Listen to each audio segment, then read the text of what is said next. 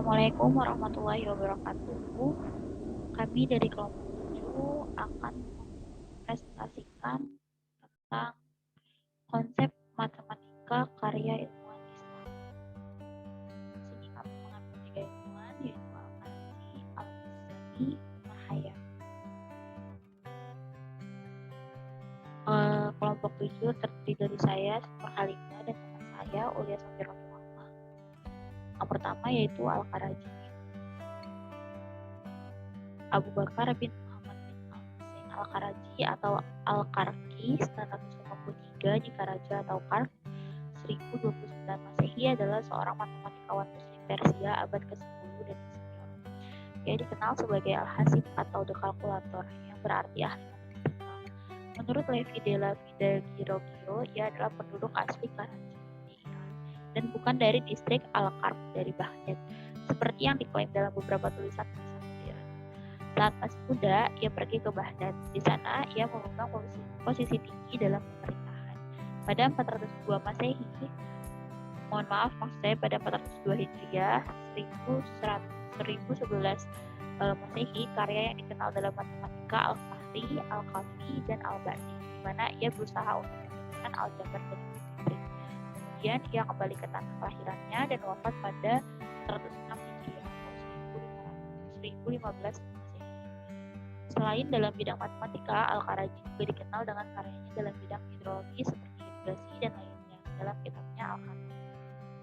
Karya Al-Karachi dalam matematika yaitu yang pertama Al-Badi fil Hisab, perhitungannya indah, Al-Fahri fil Jabr wal Muqabalah, aljabar yang kaku, Al-Kafi fil Hisab, perhitungannya memadai.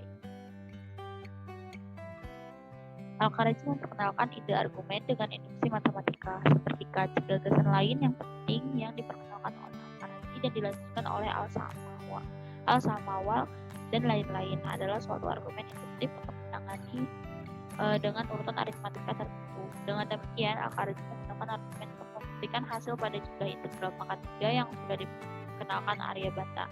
Bahkan ia hampir saja memberikan rumus X pangkat N dikali X pangkat M sama dengan X pangkat M plus N untuk semua bilangan bulat N dan M, tapi ia gagal membuat definisi X pangkat 0 menggunakan ia hanya memberikan keterangan singkat.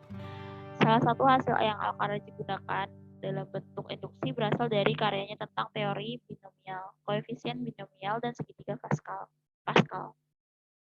Dalam Al-Fahri, Al-Karachi menghitung A plus B pangkat 3, dan di Al-Badi ia menghitung A min B pangkat 3 dan A plus B pangkat 4.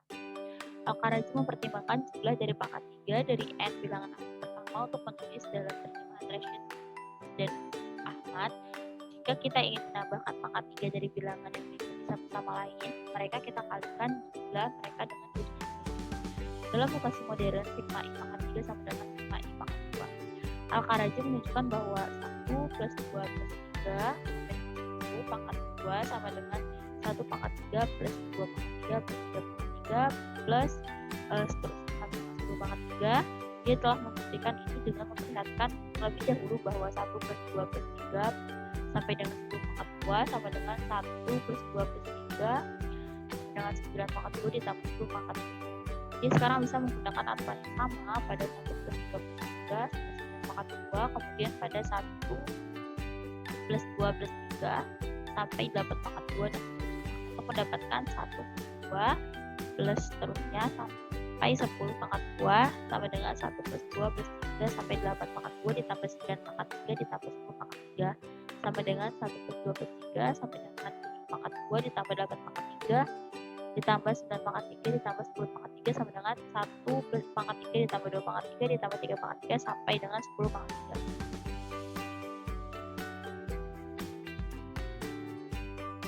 Lalu yang kedua ini ada Abu Al-Wafa Muhammad Ibnu Yahya Ibnu Ismail Ibnu Abbas Al-Buzani. Ia terlahir di Buzdan, Khurasan, Iran pada tanggal 10 Juni 940 Hijriah sampai 328 Hijriah. Ia belajar matematika dari pamannya bernama Abu Umar Al-Maghazali dan Abu Abdullah Muhammad Ibnu Ataba. Sedangkan ilmu geometri dikenalnya dan dari Abu Yahya Al-Maruni dan Abu Al-Ala Qarni. Abu-apa memang fenomenal. Meski di dunia Islam modern namanya tak terlalu dikenal, namun di barat sosoknya justru sangat berkilau. Tak heran jika sang ilmuwan Muslim itu begitu dihormati dan disegani. Orang barat tetap menyebutnya dengan nama Abu-apa.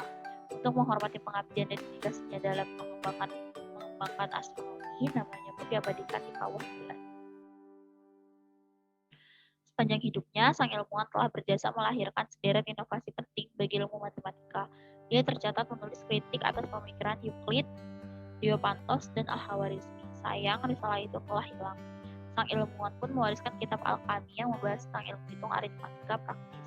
Kontribusi lainnya yang tak kalah penting dalam ilmu matematika adalah kitab Al-Handasa yang mengkaji penerapan geometri. Dia juga berjasa besar dalam mengembangkan trigonometri. Abu-Wafa tercatat sebagai matematikus pertama yang mencetuskan rumus umum sinus. Selain itu, ia pun mencetuskan metode baru untuk membentuk tabel sinus. Dia juga membenarkan nilai sinus 30 derajat ke tempat desimal ke-8. Yang lebih mengagumkan lagi, Abu-Wafa membuat studi kasus tentang tangan serta menghitung sebuah tabel tangan. Dalam trigonometri, Abu-Wafa telah memperkenalkan fungsi tangan dan memperbaiki metode perhitungan tabel trigonometri. Ia juga turut memecahkan sejumlah masalah yang berkaitan dengan special triangles. Secara khusus, Abu-Wafa berhasil menyusun rumus yang menjadi identitas trigonometri. Inilah rumus yang dihasilkannya, yaitu sin A plus B sama dengan sin A cos B ditambah cos A sin B. Yang kedua yaitu sin 2A sama dengan 1 min 2 sin 2A. Yang ketiga itu sin 2A sama dengan 2 sin A cos A. Selain itu, Abu-Wafa pun berhasil membentuk rumus trigonometri untuk parabola, yakni X pangkat 4 sama dengan A dan X pangkat 4 plus X pangkat 3 sama dengan B. Baik, selanjutnya yaitu Umar Khayyam akan dilanjutkan oleh teman saya, Mbak Ulia. Kepada Mbak Ulia dipersilakan. Ya, di sini saya akan menjelaskan mengenai tokoh Islam ilmuwan matematika yaitu Umar Khayyam. Nah, Umar Khayyam di sini lahir pada tahun 1048 di Khurasan. Nama lengkapnya adalah Ghiyasuddin Abul Fatih Ibnu Ibrahim Al-Khayyam. Sejak kecil, Khayyam ini tuh sudah pernah memperoleh pendidikan yang baik dari orang tuanya. Salah seorang gurunya adalah Imam Muwaffaq, yaitu seorang pendidik yang terkenal pada masa itu. Umar Khayyam itu dikenal sebagai ilmuwan cerdas pada abad pertengahan. Ia memiliki nama besar di bidang matematika, astronomi, dan juga sastra. Nah, sehubungan dengan hal tersebut, ia mendapat julukan Ten Maker dari para ilmuwan semasanya.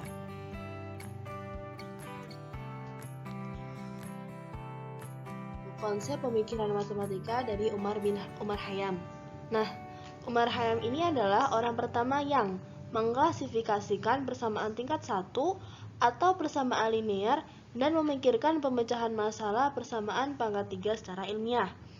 Selain itu, Umar Khayyam juga telah memperkenalkan sebuah persamaan parsial untuk ilmu aljabar dan geometri.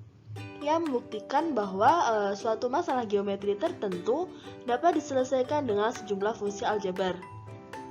Pada abad ke-17, persamaan semacam ini tuh justru lebih banyak digunakan oleh para ahli matematika di Eropa. Hal ini merupakan bukti bahwa Umar Khayyam dan pengikutnya yaitu Nasiruddin Al-Tusi telah berhasil mendahului para ahli matematika barat. Karya Khayyam lainnya adalah Jawami Al-Hisab. Karya ini memuat referensi paling awal tentang segitiga Pascal dan menguji balik postulat 5 yang menyangkut teori garis sejajar, suatu hal mengenai geometri Euclid yang sangat mendasar. Terus salah satu karya dari Umar Khayyam lainnya yaitu menurut perhitungan Khayyam, masa suatu tahun adalah 365,2421985856 hari. Ia menghasilkan perhitungan yang sangat akurat hingga membuat para ilmuwan memuji kecerdasannya. Kemudian pada abad ke-19, para astronom menyatakan bahwa masa satu tahun adalah 365,24219660 hari. Sementara itu, hitungan terakhir untuk masa satu tahun adalah 365,242190 hari. Nah, sebuah nilai yang tidak jauh berbeda dari perhitungan Umar Khayyam berabad-abad sebelumnya.